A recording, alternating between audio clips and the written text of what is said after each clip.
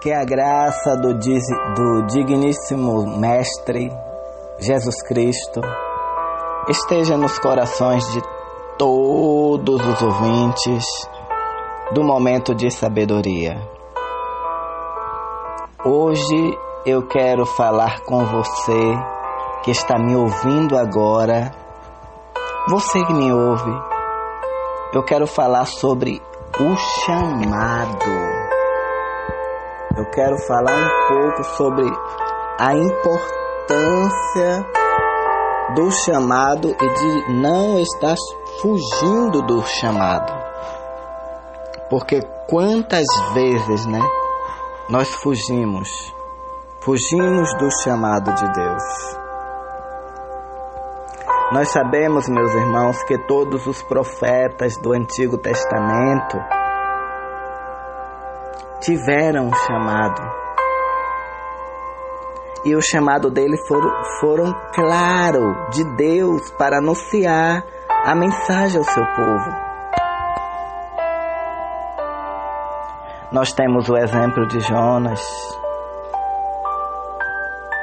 Não foi diferente com este homem. Jonas, meus irmãos, ele foi incumbido, ele foi desafiado. Assim como Jonas, que foi desafiado, ele foi desafiado tanto quanto Oséias, que teve que casar com uma prostituta. Ou de Jeremias, que foi considerado, meu irmão, o traidor do seu próprio povo. Meus irmãos, Jonas, ele recebeu um desafio de levar uma mensagem de juízo contra a capital do Império Assírio. Você sabia que essa capital era a mais terrível e poderosa de sua época, e ainda por cima o inimigo do seu país? Meus irmãos queridos ouvintes, ao nós olharmos esse texto, ao olharmos com um pouco mais de atenção, nós vamos perceber que o chamado de Jonas dividiu-se em 3 partes. O chamado de Jonas dividiu-se em 3 partes. Primeiro, o chamado para obedecer a Deus. Segundo, o chamado para amar as pessoas. E terceiro, o chamado para avaliar próprio. Por isso eu quero dizer para você que está me ouvindo agora, não fuja do seu chamado para com Deus. Porque uma característica que marca o profeta Jonas é a desobediência. Ele desobedeceu a uma ordem direta de Deus. O Senhor falou claramente, meus irmãos, a Jonas, que fosse levar sua mensagem à cidade de Nínive. E ele deliberadamente procurou fugir para outro lugar. E Jonas, meus irmãos, em seu desespero, ele desconsidera a onipresença de Deus. Ele esqueceu que Deus é onipresente, pois sua intenção era fugir da presença de Deus. É possível que isso tenha acontecido, meus irmãos, sabe por quê? Porque algumas pessoas, alguns israelitas, diziam que Deus habitava somente no templo. Então, desse modo, o local para onde o profeta estava fugindo era o extremo, era o oposto de onde o Senhor o tinha mandado. Ele foi para Tarse, ficava no sul da Espanha, meus irmãos, do outro lado do mar Mediterrâneo. Imagine. Você sabia que muitos estudiosos, eles têm procurado descobrir o motivo de Jonas ter fugido? Existem estudiosos que afirmam que foi devido à sua consciência de que Deus iria perdoar o povo. Outros acreditam que seu orgulho judeu o impediu de levar a mensagem àquele povo, pois as bênçãos do Senhor deveriam vir somente para a sua nação. Meus irmãos, nada disso me interessa. O que interessa mesmo é que o profeta desobedeceu a Deus. Ele desobedeceu conscientemente uma ordem direta dada por Deus e ainda resolveu arcar com todas as despesas por esta decisão, pois vemos que ele pagou sua passagem no navio para Tarsis. Meus irmãos, se nós considerarmos que Deus é um ser onisciente, vamos perceber que ele escolheu Jonas para esta tarefa, apesar de saber que o profeta iria tentar fugir da sua presença. Sabe o que é que nós aprendemos com isso? Que o Senhor usa pessoas que têm vontade própria e falhas humanas. Nós, assim como o profeta, não somos seres autômatos. Não. Somos homens falhos. O nosso chamado para obedecer a Deus deve superar qualquer tentativa de nossa natureza humana em fugir da responsabilidade que Ele nos deu. Só assim entenderemos que é um privilégio servi-lo, pois Ele quer nos usar apesar de sermos quem somos, meus irmãos. Então, não fuja do seu chamado para com as pessoas. Porque se nós olharmos atentamente, meus irmãos, o relato do livro, nós vamos observar que o único momento mencionado em que Jonas se alegrou foi quando nasceu sobre ele uma planta que refrescou do calor intenso. Isso era uma alegria egoísta, pois resultava em seu próprio conforto. O profeta tinha se alegrado de sobremaneira com uma planta que Deus havia feito nascer sobre ele. Esta planta morreu logo no dia seguinte, e isto trouxe grande ira sobre o profeta, que pediu a Deus a sua morte. Imagine, meus irmãos. Perceba que Jonas estava mais preocupado e tinha se alegrado mais com a planta do que com as pessoas que estavam em risco de vida.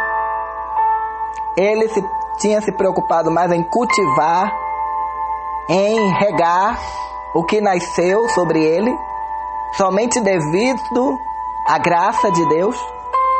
E ele não foi capaz de se alegrar pelo arrependimento de um povo pagão, a quem Deus muito amava. Meus irmãos, certa autora de um livro, Mergulho no Ser, chamada Sorália Cavalcante, ela diz no seu livro que Jonas amava mais as coisas do que as pessoas. Ela classificava as pessoas e pessoalizava coisas.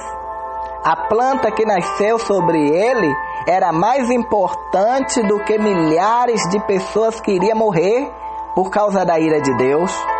Tudo isso demonstra que o profeta não tinha o Senhor como foco de sua vida.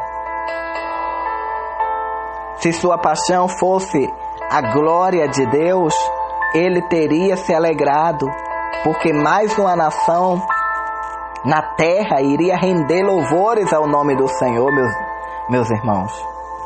Então, ao invés disso, ele estava olhando para si mesmo e reclamando que o único objetivo que lhe proporcionou alegria no momento havia secado. Aí, isso nos leva a perguntar: como tem sido a nossa relação com as outras pessoas? Que nível de importância temos dado às que temos recebido de Deus? Será que estas coisas têm assumido importância tal em nossa vida que nós esquecemos de levantar os olhos para o nosso próximo? Será que, como Jonas, temos classificado pessoas e personalizado coisas? Meus irmãos, não fuja do seu chamado para consigo mesmo. Jonas é um dos primeiros personagens bíblicos que escolhemos quando queremos dar um exemplo ruim a ser seguido. Meus irmãos, isso nos leva ao perigo de desconsiderarmos algumas qualidades que podemos encontrar no profeta. Não quero com esse ponto mas mostra que também podemos tirar lições positivas para nossas vidas. Meus irmãos, queridos ouvintes do Momento de Sabedoria, pela narrativa detalhada fica claro que o autor do livro é o próprio profeta Jonas. Veja como, ao longo da história, ele descreveu e narrou todas as suas falhas e os seus defeitos, sem encobrir nada, meus irmãos. Ele sabia que este era o ensinamento que deveria ficar para a posteridade e, no entanto, não contou a história de maneira que o exaltasse. Isso demonstra a sua honestidade no relato. No diálogo que Jonas tem com o Senhor, ele expressa toda a sua raiva e o seu descontentamento diante de Deus, e sem medo algum, viu? Ele fica com raiva e fala tudo com Deus sem medo algum. Ele se revelou por inteiro ao Senhor, mostrando que ele estava indignado, e deixou claro que o objetivo de sua indignação era a bondade e a misericórdia do Senhor. Ele não teve medo de se mostrar descontente contra Deus.